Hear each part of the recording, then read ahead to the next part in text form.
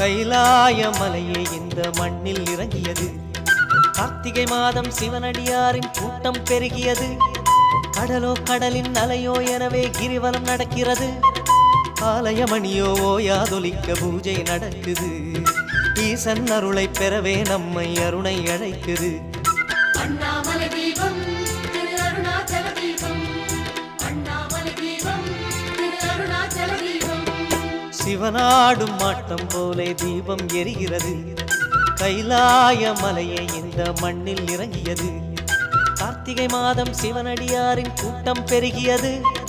கடலோ கடலின் அலையோ எனவே கிரிவலம் நடக்கிறது. ஆலயமணியோ ஓயாதொலிக்க பூஜை நடக்குது. ஈசன் அருளை பெறவே நம்மை அருணை அழைக்குது.